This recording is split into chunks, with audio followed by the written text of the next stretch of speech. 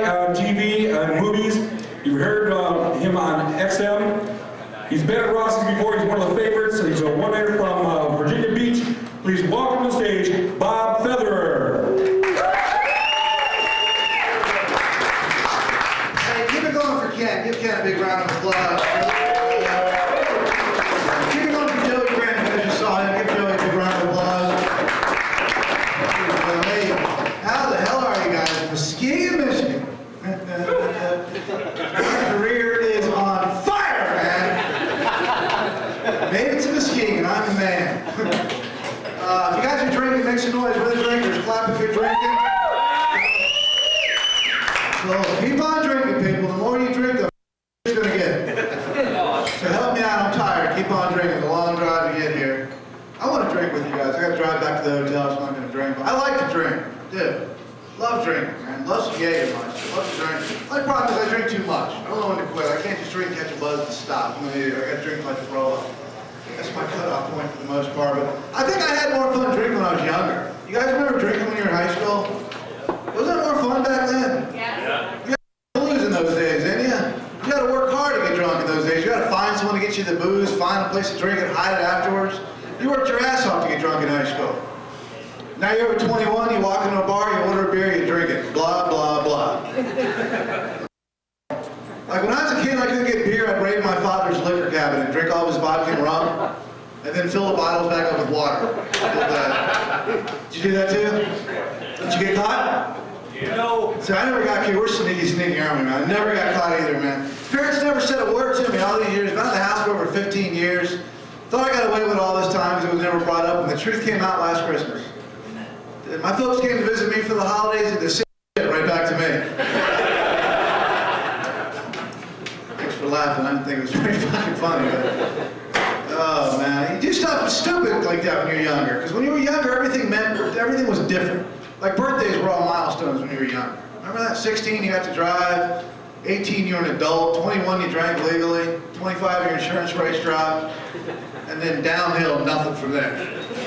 Nothing until you're 50 when you get the big fat AARP discount. That's all left to look forward to. And when I was 16, dumbest thing I ever did in my life. 16 was my year to drive. I couldn't wait. Got in trouble. My father actually caught me drinking beer for the first time 2 days before I turned 16. That's how damn stupid I am. Dad sat me down and gave me this long-ass lecture before he took me to DMV, too. Sat me down and gave this long lecture. I didn't listen to a word he had to say. I'm a teenager. 20 here, came out of here. And he knew I wasn't paying attention because he wouldn't take my word on the fact that I would never drink and drive. My father actually made me sign a contract swearing I would never drink and drive. It's based on a program they've had in high school for the last 40 years. They still have it. A program called the Contract for Life. If you remember this thing, it was a real contract you signed with your folks. Said right on it. If you ever got too drunk to drive, you can call your parents up at any given hour of the evening. Tell them you're drunk and they had to come pick you up. No questions asked. Bull. That's what that means. I thought it was real. I just wanted to drive. I said, sure, Dad, I'll sign your stupid contract. There you go. So I'm thinking in the back of my mind, I'm never going to call my dad up drunk. I'm not that dumb. Yeah, it lasted about a year. That's how stupid I am. A year later, I'm 17. I think I'm a man. Go to a party one night, got drunk and drank so much I passed out. When I woke up again, I was like 4 in the morning. All my friends had left me at the party. So I'm drunk, don't have a ride home, I'm way past curfew. I know I'm in deep at that point. That's when I had that moment of clarity. That's when I realized, wait a minute, I'm not in trouble. I signed a contract. According to that contract, I call my dad right now at 4 in the morning, wake his ass up. Tell him I'm drunk, he's got to get out of bed, get dressed, drive over here, come get me, and not ask why. Because I was stupid enough to call his ass. That's how drunk I was. Picked up the phone, I said, hey, Dad. Hey, Dad, you remember that contract we signed? Check this out, Dad. I did my part. Can you come get me now?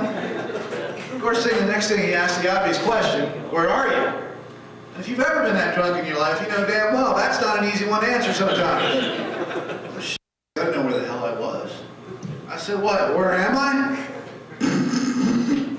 I don't know. But Dad was a local call, if that helps you narrow things down a little bit.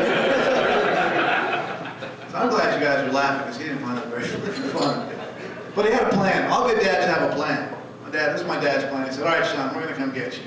Is you on a cordless phone? I said, yeah, Dad.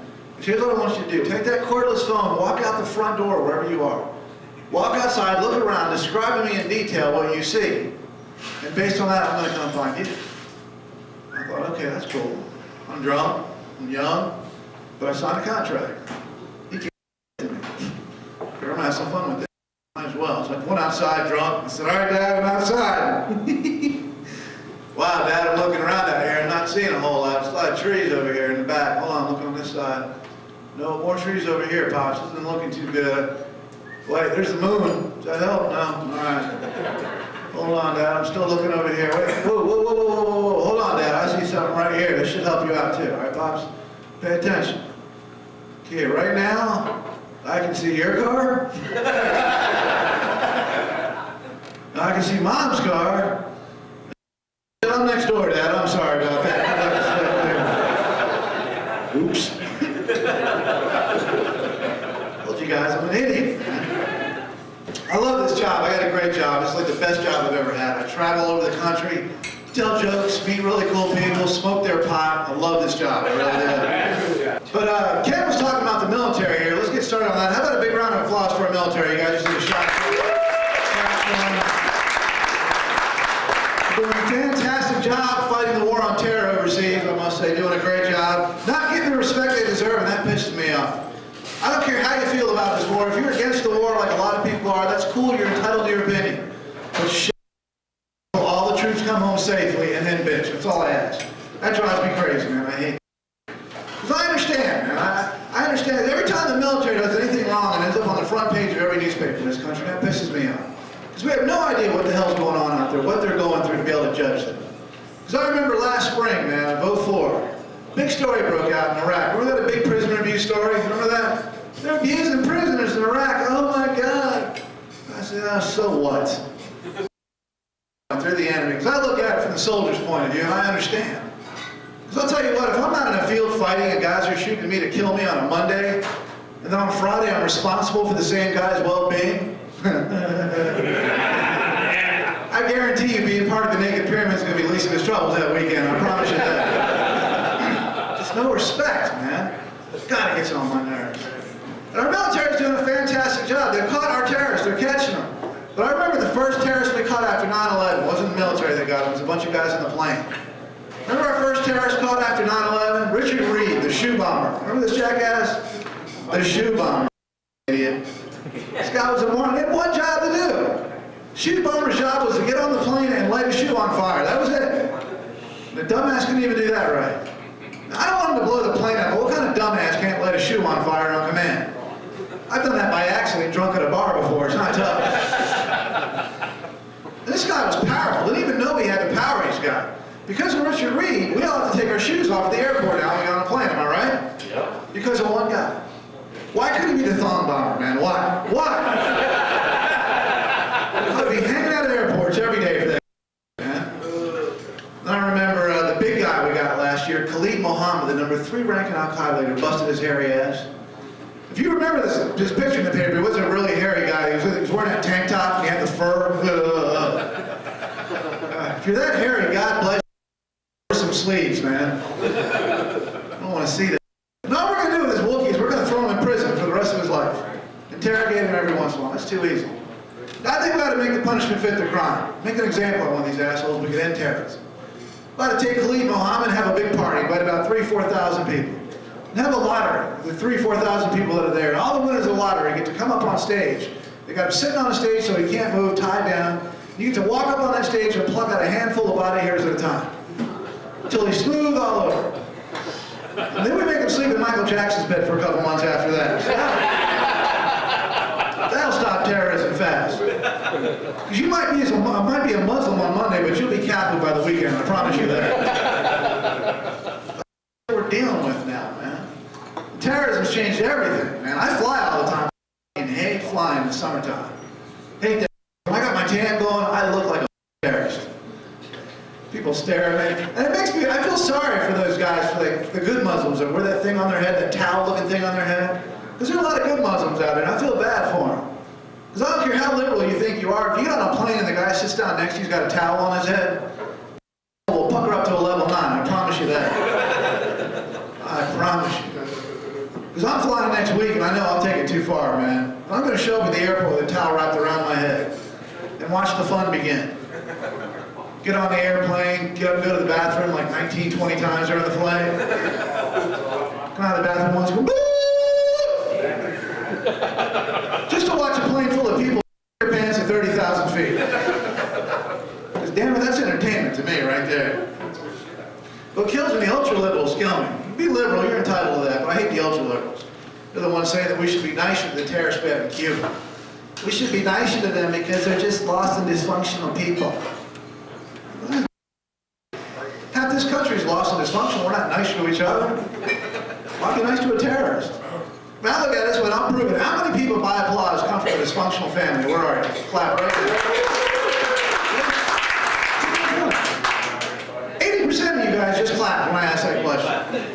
Which tells me that 20% of you guys are sitting with family right now watching the show. You guys are smart, man. You guys have math jokes. You get them fast. Do the math. Good for you. Hello, I'm Ken Ferrier from Port City Property. In today's market, there's a need for a different kind of real estate company. With the people losing their jobs in West Michigan and the need for savings of their equity, people need to look at alternative ways to sell their home and maybe stay involved themselves. I've been selling real estate for almost 17 years. The last 8 years I've been with Port City Property here and offering these alternative programs. Every year I do millions of dollars in sales, and yet I save people thousands of dollars in commission. So give me a call.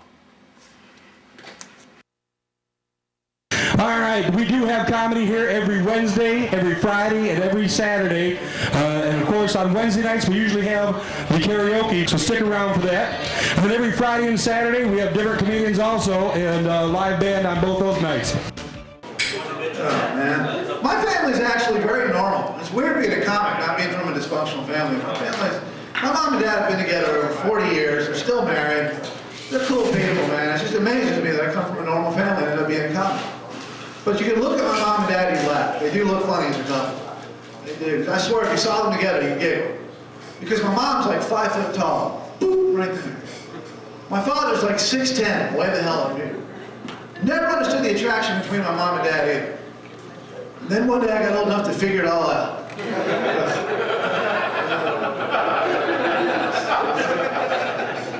You don't want to think about your parents having sex for like 1 second. That's disgusting. It is. And I can take it a step further than that. This is a true story. Last summer of 2004, I caught my mom and dad having sex at their house in their pool. Yeah, I'm scared. I had to go to therapy over that one, man. I didn't need to catch them having sex either. They don't live at home or anything like that. It just kind of happened. I was coming home from a trip. I had to drive by their house to get home. Been on the road for a couple months. Thought I'd be a good son. Stop by and see my folks. Didn't call first. If I give you guys any advice, I'm going to give it to you right now. When you ever go visit your mom and dad, call them first, let them know you're coming. Because you have no idea what kind of your parents truly get into. I found out the hard way. Get to my parents' house, nice Sunday afternoon, both cars in the driveway, very cool, their homes, I pull up, park. Get out of the car, walk up and knock on the door because they won't let me have a key anymore. No answer. I'm thinking, all right, their cars are there, maybe they went for a walk or something. So I'm going back to my car to go home. Before I got in the car, I hear noises coming from the backyard. Like sexual noises. Moaning and groaning. No way, man. There's no way my parents are back there shrogging. They're old. They're in their 60s. God, they've been married this long. They're not. There's no way, man. There's no way. There's a pool back there. Maybe they're swimming. Yeah, I was wrong. Because I walked in that backyard and holy shit. I walked back there and the first thing I saw was my tall father behind my short mom. Pulling her hair with one hand, smacking her ass with the other, talking porn all the way through. I don't know what freaked me out more about that. The fact that I saw my mom and dad doing that, or I realized that's the same thing I do in my pool with my wife, man. That was true story, man. Last summer, my best friend in the world came out of the closet. No idea this guy was gay. I've known him my whole life. He used to be married. He's got a couple kids. Last guy in the world you'd ever think was gay. And he tells me first of all, people, I'm not going to lie to you guys, I used to be the biggest homophobe in the world until I heard this. It's amazing how you react when you get thrown in the middle of it. I had no idea. Because he tells me first, I'm sitting at home watching a baseball game, phone rings, I pick it up. It's like, hey, what's up? And I said, oh shit, what's going on? He said, hey, what are you doing today? I said, I'm watching a movie. Why? He goes, well, I need to talk to you, man. I said, all right, well, we're on the phone, talk. He said, no. I need to talk to you in person. I need to look you in the eyes when I talk to you about this. I thought, oh, he must be serious. He wants to come over to my house. He wants to come over to look me in the eyes. He wants to smoke my weed or borrow money from me. It's got to be one or the other. I had a good week that week. I was like, come on over, dude. And I gave him credit, man. He came over. He didn't bull around about it. He came right out. We're sitting there. We crack open a couple of beers. He goes, Bob, I need to tell you something very serious. I said, what, man? What's up? He goes, no, you don't understand. It's really important I tell you this first. You're my boy. I said, dude, you're making me nervous, man. Where are you going with this conversation? Did you kill someone? He said, no, nothing like that. And I said, well, damn, dude, spit it out. Get it over with. Just spit it out. And looking back on things, that probably wasn't the right thing to say to him. But I didn't know where he was going with the conversation at that point. I said, spit it out, dude. He goes, all right, Bob, I'm going to tell you this, man. I said, what? He goes, Bob, I'm gay. I said, holy shit. Like, gay happy? He said, no. I said, like, gay, two guys naked in bed gay? And he said, yeah. And I went, ugh. My first reaction was a question. I said, why? Why the hell are you gay? You were married. You got kids, man. Why are you gay? We chased women together. So I don't know, Bob. I just woke up one day and realized I was gay. It happens. Bull. It doesn't happen like that. That's a random gene right there, isn't it? I don't mind gay people anymore. I just don't want that gene coming to my house in the future. That scares me. I love women to death. I don't want to wake up one day next summer craving the cock. That fears me, man. I fear that big time. Because there's no Hallmark card like that. How do you get around that? So we talked a little bit more. I thought it was easy with the subject. Because he asked me for advice, and that was weird. He said, Bob, you're pretty cool with this. I need some advice. I said, dude, I don't know what the hell I can help you with, but go ahead. He said, well, you know, you get up in front of people all the time. How do I come out of the closet? I said, how the f*** do I know? I don't put my shoes in the closet anymore, man. He goes, well, no, you talk to people on stage. I said, yeah, man, but I'm telling jokes. You gotta tell your family you're smoking pole. That's a whole other show right there. I thought about it for a little while. I was like, well, he wants to come out. He doesn't want to lie to his parents anymore, man. He wants to tell his family he's gay. That's cool. I said, look, man, you want to tell your people you're gay, use your head about it, man. Don't call them up one at a time and tell them you're gay. You're Catholic. You got a big family. It'll take you forever. I said, be smart. Wait till Christmas this year. They all get together at your parents' house. You just got to get up and say it once. If you haven't figured this out by now, I'm an asshole. When I showed up for Christmas at his house last year, I couldn't miss out on that shit. I'm a comedian. It's in the contract. Goddamn. I did. I showed up, man. Sat down right next to him. He's sweating bullets.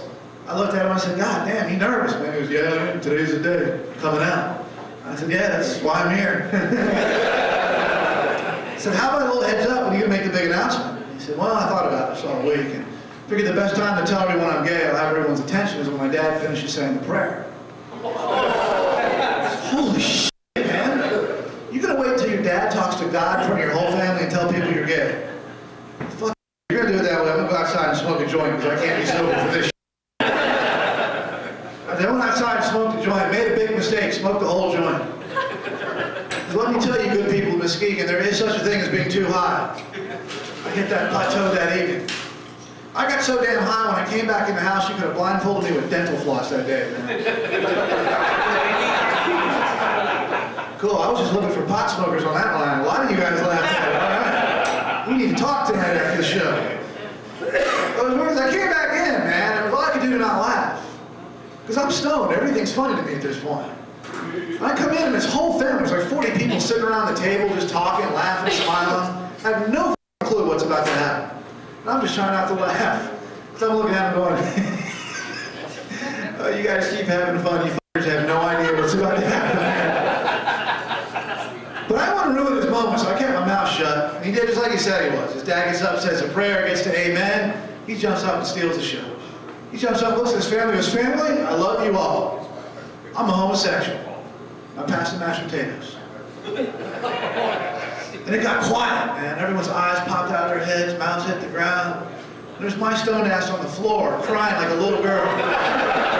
Because I've never laughed so hard in my life, man. I think what amazed me the most was how fast that laughter stopped. Because that's when I got up and sat back down. That's when it dawned on me that I was his guest at the table that night.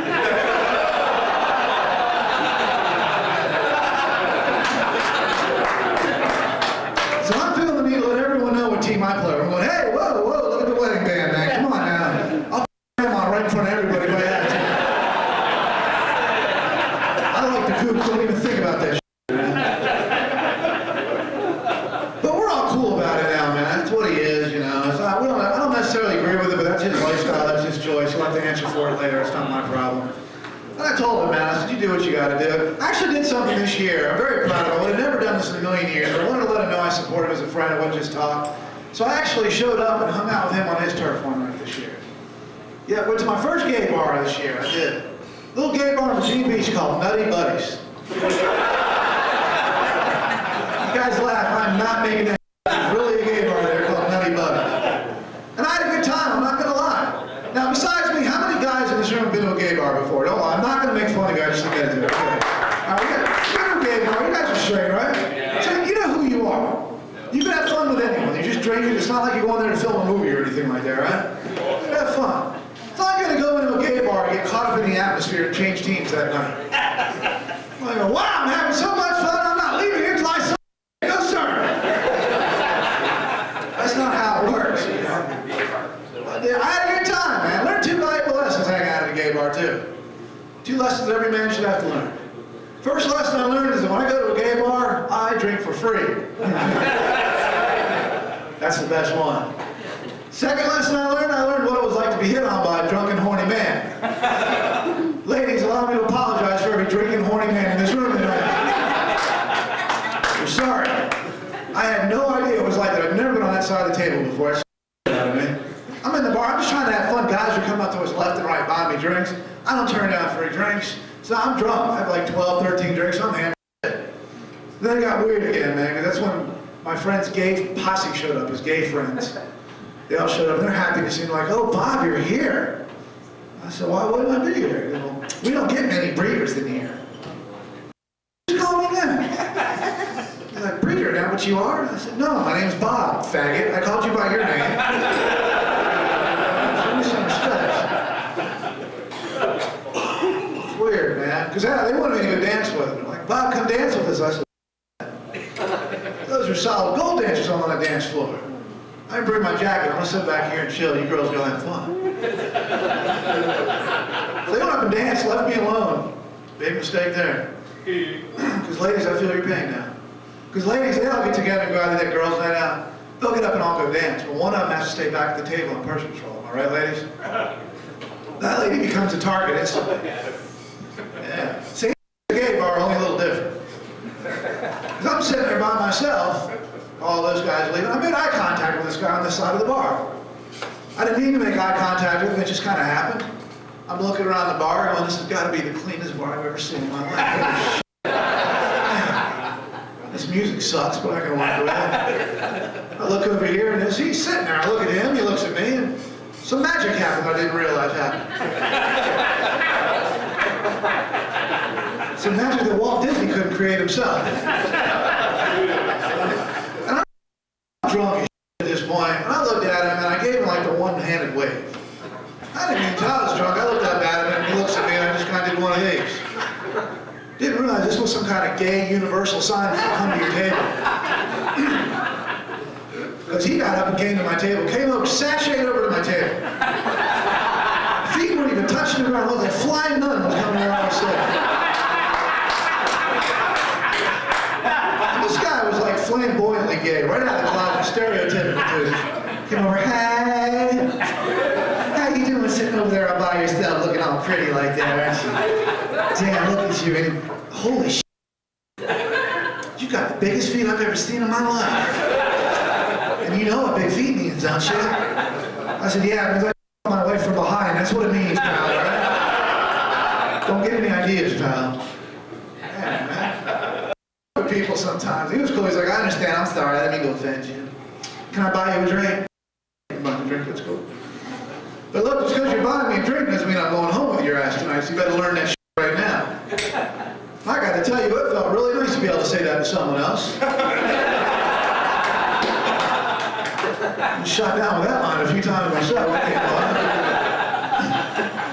It's all about tolerance is my point, man. I realize hanging out with them, gay people are just people like we are. They just have sex and really but, you know, to each their own. Because I realize we keep hating gay people like we do. One day they're going to start hating us straight people, and it's going to suck. It's going to suck for us. Because you know damn well, in this state too, in Michigan, you get a lot of rights in this country. You know damn well, it's not too long before you see a gay hate group having a parade in Lansing. The Capitol, big gay hate parade. The gay KK marching for their rights. The gay KK don't want to wear sheets either. The gay KK is fuchsia from head to toe. And they're not cheap sheets either. They're like 800 count sheets at that. If you lie about that, I didn't know what that meant before I heard it. Did a little story behind the joke. When I wrote the joke, I didn't have that line in it. I actually called my buddy up to let him know I was going to do this joke, make sure he was cool with it. I said, dude, look, I wrote a joke about the gay bar. I want to make sure you're cool with the whole thing. He's like, well, tell me. So I told him the joke, and he said, that's a funny bit. I like what you say behind it. It's a good joke. He said, just do me one favor when you tell the joke. And I said, sure, what? When you tell that joke, you talk about the gay KK sheets. Make sure you say they're 800 count sheets. And I said, why? What does it mean? He goes, don't worry about it. If you say that line that way, I promise you that women will laugh at that. And if a guy laughs at that joke, don't let him buy you a drink after the show. You learn some new every day. If you're only going to be there for 2 years, then I would say no, because it's hard to recapture that kind of money in only 2 years. Hello, I'm Ken Ferrier from Port City Property Exchange. We started this company about 8 years ago to save people money on commissions in order to sell their home. Many people cannot afford to sell their home with a real estate agent with the commissions that were standard. With our company, people can start off with a commission rate of only 3% to sell their home. We have a variety of programs, including full service and seller assist programs. For 3%, we will actually take care of all of the advertising, promoting, negotiating, and organizing of the closing. The only difference is the seller shows their own home for 3% commission versus a high commission rate. So give us a call. Thank you for joining us for Rossi's Comedy Showcase. Don't miss it every week on WMKG at 7:30 every Monday, or catch the comedians live at Rossi's every Wednesday, Friday, and Saturday, starting at 8:30 p.m. It's all at Rossi's, comedy at its best.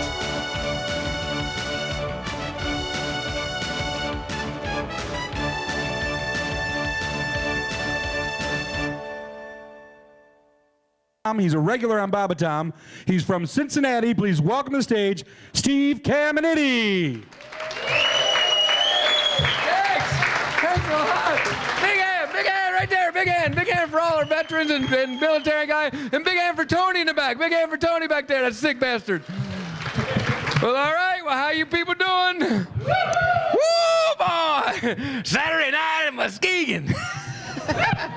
Woo! To HBO, wham, straight to Muskegon, all right. Who knows what's next? Maybe Fruitport, all right. Like people are going, like people are like, hey, don't be making fun of Fruitport. So this is nice. This is, I think, is my third or fourth time here. I come here every time. I get completely hammered. I love coming to Rossi's. And tonight I called ahead and I cleared it with Rossi. When we're done, right before the band, when I'm done, we're going to lock all the doors. We're going to bring in some midgets. We're going to bring in some trampolines. Yeah, we're going to hose everybody off. We're all going to strip naked, jump into a pile. It's wild in here. Yeah, naked midgets, hell yeah. I know, I'm not gay, but I paid $10 to see a naked midget. I'll be laughing my ass. I'll be like, woo, do a table dance, come on. All right, some of you people aren't picturing it. You're going to have to use your imagination when I'm up here, because you're sitting out there enjoying your show, and all of a sudden a midget comes, that's a midget. And then your friend will be like, and he's naked. You're like, that's a naked midget.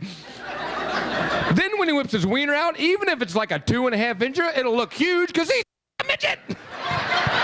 This midget had a big. See, now you're picturing it. Yeah. I like coming around here. I like the naked people. I like the strippers. Y'all like the strippers? Look how quiet I got one guy. You guys still got the skanky ones, man. I've been to both of them, man. I've been to Murphy's and the other one that they're naked, they're completely naked. But yeah. I got all balls walking in there like, ooh, that bitch is nasty. You guys got the skanky one. All right. Woo, here's $10. Leave that on.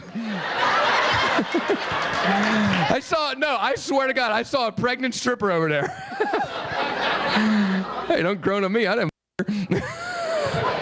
It's the same way when women and men watch strippers. Men and women watch strippers completely different. Like, here's a couple of guys watching strippers. Here's guys watching strippers.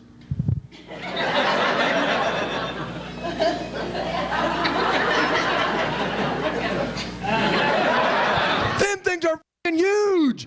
And your friend's like, yeah, I know. And for like $1, you can get them on your head. And you're like, that is a deal. They should have that. Everything's a dollar store. It's always something like that.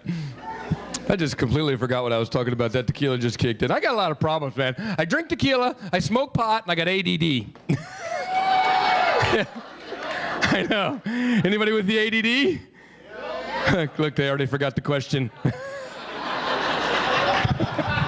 I have a bad, especially if I get high. I have no idea what I'm doing anytime, any day, anywhere. Here's a great ADD joke. You know when people with ADD takes a screw in a light bulb? Look, a boat. Some of you are going, what? What's he talking about? Does anybody really have it? Does anybody get high and have the ADD? That's horrible. Especially if you accidentally get high during the day. You should see me just trying to leave my house, all right? All right, I'm going to go somewhere. I'm just trying to find my keys. All right. I got to go find my keys. I know they're here because I drove here. So you're looking around your place. You're wandering around aimlessly. You're like in you're in your, like, you know, your kitchen. You're like, where are my keys? You're like, you know, you go in your bedroom. I find them. You're like, oh, I'm in the bedroom. Might as well walk back in your living room. And you're like, oh, I love this movie. Watch the whole movie. I have not seen this movie. My favorite. Seriously forgot what I was talking about. Anyway, I'm from Cincinnati, but the last couple of years I've been living down in Houston, Texas. Anybody been down to Houston? 2 people. All right. I had to move out of Houston, not because I wanted to, because I had to, because I had a LSE, PBFH. Anybody have one of those? LSE, PBFH? Low self-esteem, psycho bitch from hell, I burned all. Look at the women clapping. You probably deserved it up there talking about. You are a pervert. Psycho bitches, you out there? Be proud, psycho bitches. Come on, ladies. Look how quiet I got. Now, who remembers the 90s? Like 3 people. You're looking up, you're going, you're a Muskegon, the 90s ain't hit here yet. I've been around here a lot, I know. It was 1996, that's where the psycho bitches came out of the woodwork. And I'll tell you what happened that year. That was this year this woman named Alanis Morissette came out. You know who she is? Yeah, women love her because her very first song was a song about getting dumped. You remember the song? The song was called You Ought to Know. Everybody remembers the song because they played it 8 kajillion billion times and you got sick of it. But in the song, after she gets dumped, this woman sings, will she go down on you in a theater? She gets dumped and she sings that in her lyrics. Will she go down on you in a theater? Now I hear this on the radio, I'm thinking, will she go down on you in a theater? There's no way I would have dumped her. I'm like, that to me is a good quality. I'm like, I want to go see The Lion King again. Hakuna Matata, woohoo! I got a good idea. Toy Story just came out. I got a Buzz and a Woody.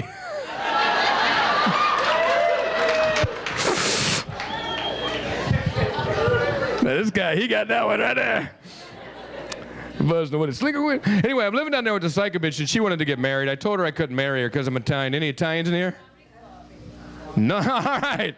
All on the witness protection program. Like to see that. In the South, we're not Italian. Know we are in the South? Italian. That's how people say in the South. They say, some people around Michigan too. Are you Italian? Oh, but ding dong, you do look Italian. Can you talk Italian? I love when them people talk Italian. Say something in Italian. I'm like, look, lady, I don't know any Italian. Come on, say something in Italian. I'm like, all right, get in the trunk.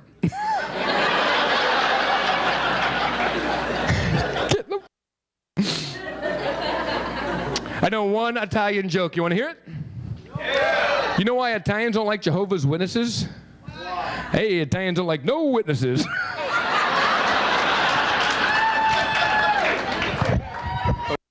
Drum roll. No Italians in here? No Italians? Jehovah's Witnesses here, is that what it is? Do they have them in Muskegon? Do they have them around here? are everywhere, every state. And I hate them. I hate them bastards. I don't care. They do suck. I'm with you. Bastards. They early. And I drink a lot, and I work at night. And when they come at like 7:30 in the morning, you know, you're sleeping, all of a sudden you hear your doorbell, you're thinking it's some kind of emergency, so you jump up and you run out to the door, then you see him through the door, you're like, oh, it's the Jehovah's Witnesses. But then you don't want them to see us, so you're like moving real slow, and you're like ducking down in your own house, and you're like trying to get back to your room, you're like crawling back, you're like, yeah, I do it, I don't care, I hide from them. And they're persistent, they don't go away, they're looking in the door, they're like, I can see you in there. And I'm like, it's the cat, it's the cat. All right, we do have comedy here every Wednesday, every Friday, and every Saturday. And of course, on Wednesday nights, we usually have the karaoke, so stick around for that. And then every Friday and Saturday, we have different comedians on. It's nice to be here. My name is Laura Lou. It's great to be here in Muskegon. Woo! Me and one Muskegon enthusiast over there. Woo! Should I know anything? If anybody's celebrating anything tonight I should know about offhand? Anybody celebrating a birthday, anniversary, parole, period, something? You guys hunt up here too. You got to. I like going hunting though because I go with my dad, and my dad thinks it's great that I go or whatever. But I don't go to hunt with. I call it like sharing like quality time with my dad, but it really is just drinking like a gallon of Jack Daniels and then sitting somewhere alone in the woods. Is that hunting here too? I think it's the same everywhere in Michigan. My dad's like, he goes, if you shoot something, fire your gun again, so I know if I know to come help you. And I go, if you hear my gun go off, that means I've had an accident. I'm going to be passed out down here by the pond, so if I accidentally trigger something, make sure you check on me. I like the hunting. It's fun. This is important about me, too. 10 years sober right here, 10 years sober. And then I turned 11 and said, "F the hell am I waiting for?" There is a lot in my life I don't want to remember, I'll tell you that. My friends say this, though. My friends try to get all philosophical when they're drunk. Do you guys know what I'm talking about? Laura, man, dude, how you act when you're drunk, when you're wasted, how you act, that's the real you deep down. The real you comes out when you're up, man. Has anyone else heard this? Does this not scare the shit out of pretty much everyone in the room, I'd say? I say things that even I don't understand when I'm drunk. Does that mean deep down I'm, I don't know, retarded? Or Spanish? I don't know. I can never understand the Spanish. And I hate drinking alone. That's why I got pregnant. Because it's a family tradition. Woo! Sorry, I'm on like 80 Red Bulls right now. I feel like I'm having a cocaine breakdown or something up here. That's great. You guys drink the Jaeger bombs up here? Oh, yeah, we do. This table's going to be blacked out naked and fighting each other later. That's good. Let's team up Jägermeister with cocaine. That's what you're doing. Just make sure you have a video camera because you're not going to remember what happens tonight. You're going to be like, did I piss me or did she piss me? I don't know what happened. Okay, maybe you guys don't party that hard up here. I'm sorry. I'm wrong meeting. I smoke the pot too. I smoke the reefer, as my mom calls it. Where's my pot? I'm sorry, where are the cops here tonight? Cops, make some noise. This one up. Where are the cops here? Yeah. That's unfortunate because I want my pot back, please. You got it on the way here. I know you have it because you took every pound of it.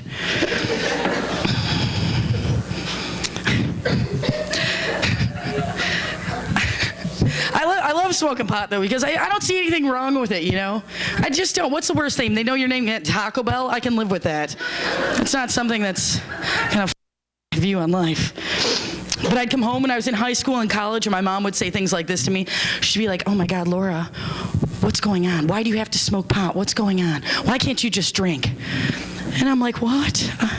Pot and alcohol are two different animals for me. Two different animals, two different things for me. Like, who here has had a crazy night smoking pot? Pretty much no one. I mean, was it paired with drinking? I'm saying the most violent thing that I'm doing when I'm stoned is I'm pretty much laughing myself to you know, cartoons, and I'm passing out, waking up at 4 in the afternoon, and I'm fine with that. I'd come home though when I was like high in high school, you know, or you know, I'd come home when I was in high school. My mom would get me at the door. Clap if that's ever happened to you when you were growing up, huh? That's something fun, something you'll never forget. You thought you were tricky. You thought you were going to be all sneaky. You do the same drill, either, you know, when you're a kid coming home to your parents or if you're coming home to a spouse. You get out of the car real quiet, shut the door with your hip, real gentle. You get out of your car, you're walking up to the house, going up to the door. Yeah, you unlock the door, get in there, all the lights are off, you feel good, the dog's in.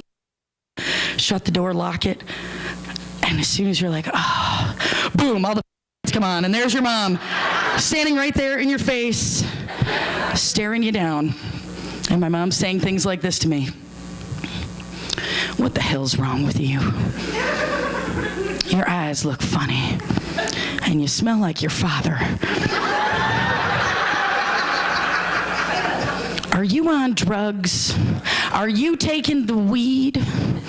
Are you on that reefer? And me, queen of the comebacks, this was my response.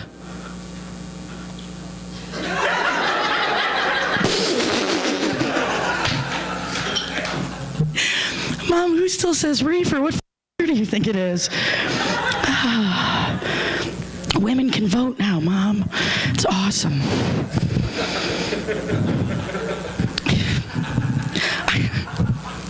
I don't know. She'd be so mad at me though. And I'd come home and I'd be drunk. She'd be like, Laura, why? That's fine. Drinking is great. And I'm like, well, I have a problem with it because I'm way crazier when I drink. You guys, yeah, we're a little bit crazier when we drink. We don't know what we're doing half the time. We don't care. And I was like, well, she's like, well, give me some examples why it's so different, than pot. Why is alcohol different? So, And I was like, well, okay. Pot, as opposed to alcohol, has never made me pee on my neighbor's dog because I thought it was funny.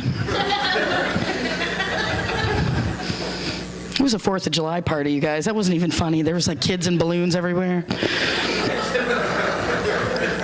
It's never made me try my car key in the front door for an hour before I realize it's open. Yeah, it's a screen door. There's not a lock on it. That's my kind of drunk night out. It's never caused the morning after pill. You go, pot, go. Rock on. I'm always happy when the ladies laugh at that because I know I'm not the only whore in the room, so thanks for coming out, ladies. Be proud. Be proud.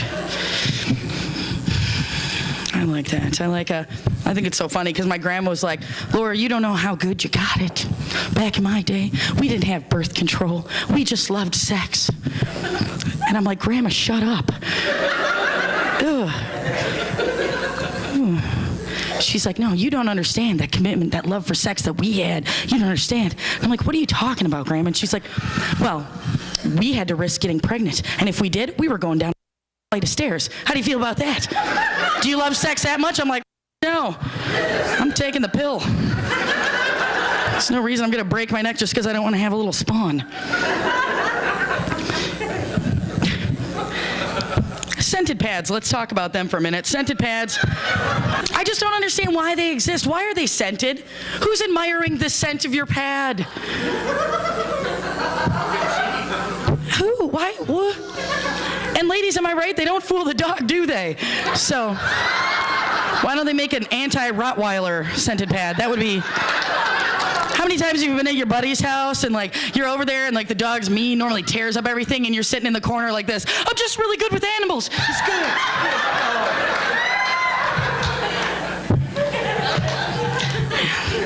I thought dogs like things like, I don't know, like eating garbage or like people food. No, my dog, Spring Meadows. My dog's a big fan of the summer breeze. This is my imaginary dog right here. Hi, puppy. It's my dog. I call my dog Poopy Face.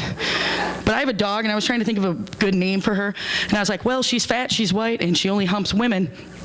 I think Rosie will have to do. I think God does. Everyone should have their own relationship with God, I think. And I do. Like, I know when God's trying to send me messages and stuff. Like, God was trying to tell me to get a job in one message by breaking my vibrator. He was like, Laura, you got to get out of the house, honey. This is just wrong. Yep. My mom thinks I'm gay. This is exciting news.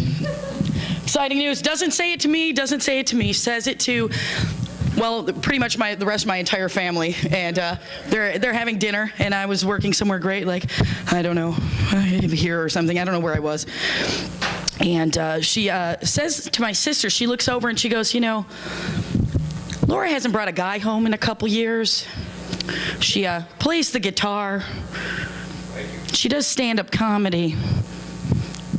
And they were like, yeah. And she was like, well, do you guys think she could be gay? My sister's like, I don't think you have to worry about Laura's sexuality, Mom. She's like, well, why not? Because she's a whore. You know what the best part about that is? My mom goes, thank God. Oh.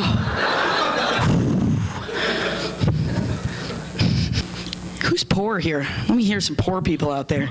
Yeah, Christmas is coming up. That's a fucking blast for us, huh? Returning bottles at Save-A-Lot so you can buy your family some nice detergent. That's where I'm at, man. I'm so poor right now. So poor. And it's so funny because like you can go like all day like without eating or something and then you'll fart and it smells good. Just me? Okay. I'm just, not me. I was just kidding. I was just throwing it out there, just testing the waters on that one. Well, that's just sick. Girls fart.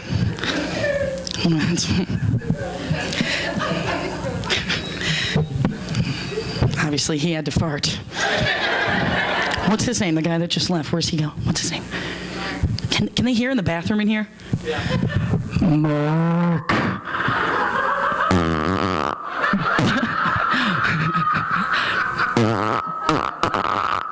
Mark, if someone's in there, you're going to have to wash your hands. Pinch it off, brother. I know you don't want to wash your hands.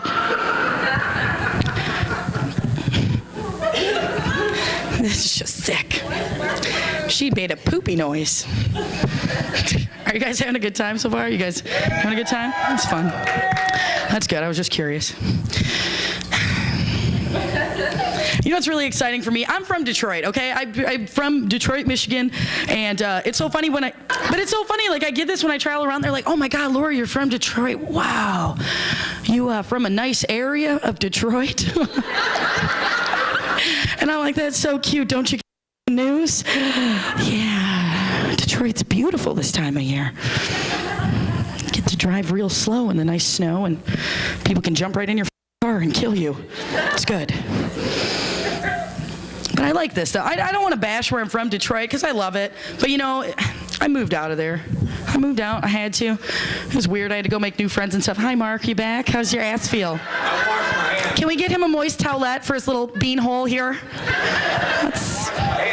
Did you wash your hands? No, you just splashed water on him. Yeah, I know what you did in there. No one else was in there. He's like, splash. This is good. All I'm saying is if I didn't have the money, I'd move back there. This is exciting though, because I moved from Detroit, a very, very cultural, multi-ethnic city. You guys may have seen this somewhere on like Discovery Channel or something, but I'll try and talk to you about it. It's very white here, and that's all white.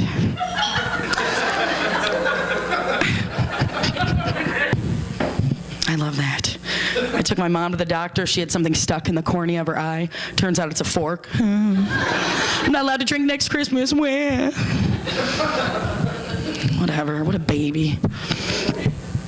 My dad was one of these dads that liked to take us to the haunted houses, scare the living out of us. He'd take me in there, I was like 5 years old, take me in there by my little hand, lead me into the middle of the haunted house, you know, where I couldn't find my way out or in or whatever. He'd let go of me, act like something was viciously attacking him, and start screaming, Laura, run, it's got my leg! And I'd be like, Dad, no! Because that's hysterical, isn't that funny? Isn't that? Well, I got him back when he got his leg stuck in the wood chipper. I was like, I'm not falling for that one again, Dad. Sorry. It's got my leg. Yeah, right. I like to do this to my mom, too. This is my big favorite thing to do. Hey, Mom, you remember the time you grounded me for an entire year for smoking a cigarette? You do, huh? How about the time you traded my family vacation, or you traded my spring break with a family vacation to the Uper tourist trap? Remember that? What's that? Oh, it must be hard for you to answer with me holding onto your oxygen tube. Oh.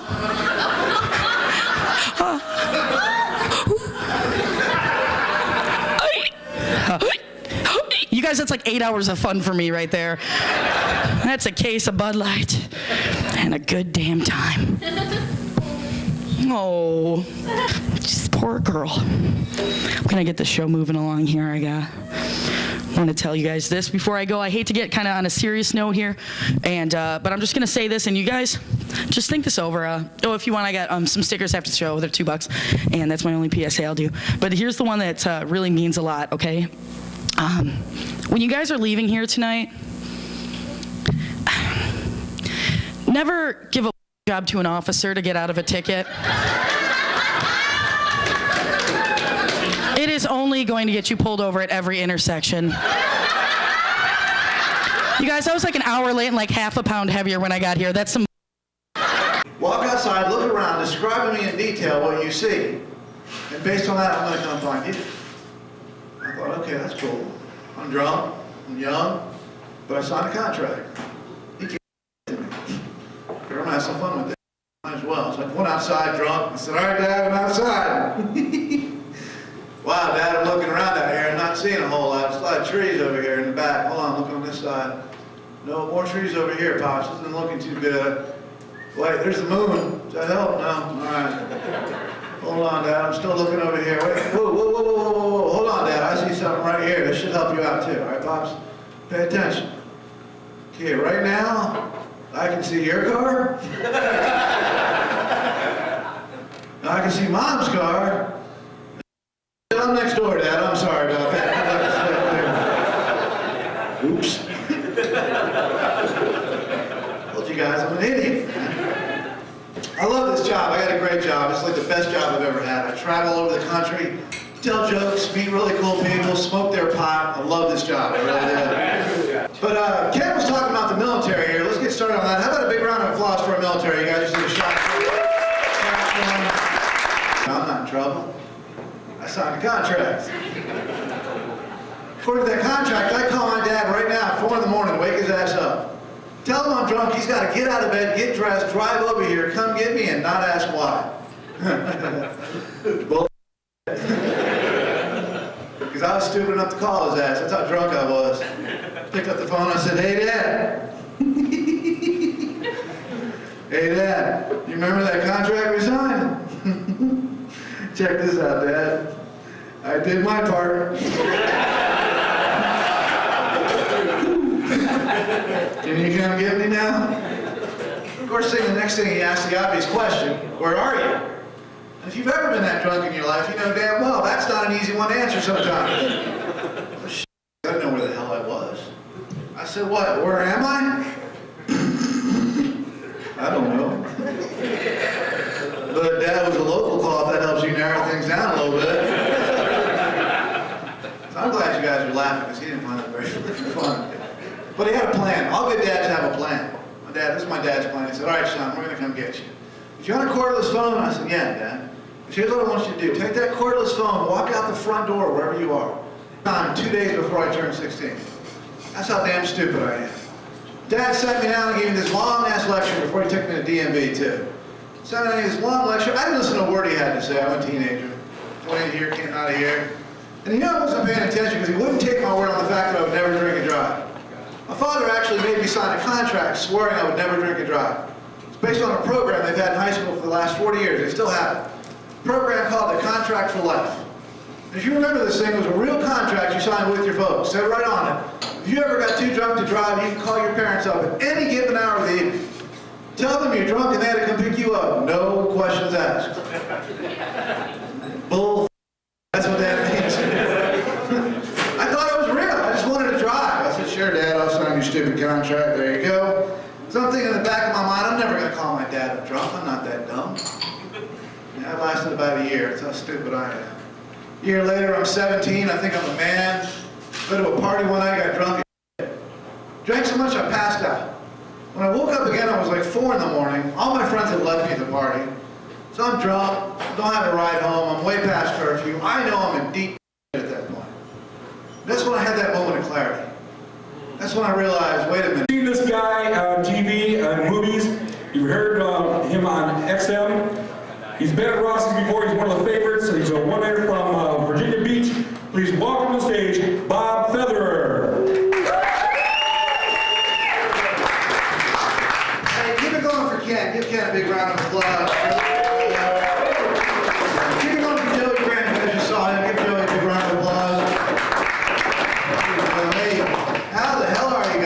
Muskegon, Michigan. My career is on fire, man. Made it to Muskegon, I'm the man. If you guys are drinking, make some noise. We're the drinkers. Clap if you're drinking. So keep on drinking, people. The more you drink, the you're gonna get. So help me out, I'm tired. Keep on drinking. The long drive to get here.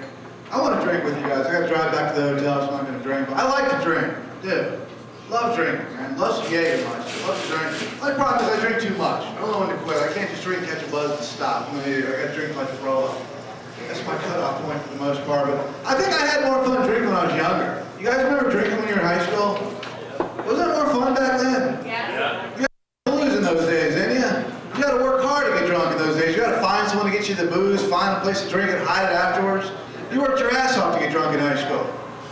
Now you're over 21, you walk into a bar, you order a beer, you drink it. Blah, blah, blah. Like when I was a kid, I couldn't get beer, I'd raid my father's liquor cabinet and drink all of his vodka and rum, and then fill the bottles back up with water. Did you do that too? Did you get caught? No. So I never got caught. We're sneaky army, man. I never got caught either, man. Parents never said a word to me all these years. Been in the house for over 15 years. Thought I got away with it all this time because it was never brought up, and the truth came out last Christmas. My folks came to visit me for the holidays, and the same shit right back to me. Thanks for laughing. I didn't think it was pretty fucking funny, but... Oh, man. You do stuff stupid like that when you're younger, because when you were younger, everything was different. Like birthdays were all milestones when you were younger. Remember that? 16, you got to drive. 18, you're an adult. 21, you drank legally. 25, your insurance rates dropped. And then downhill, nothing from there. Nothing until you're 50 when you get the big fat AARP discount. That's all stuff to look forward to. And when I was 16, dumbest thing I ever did in my life. 16 was my year to drive. I couldn't wait. Got in trouble. My father actually caught me drinking beer for the first time.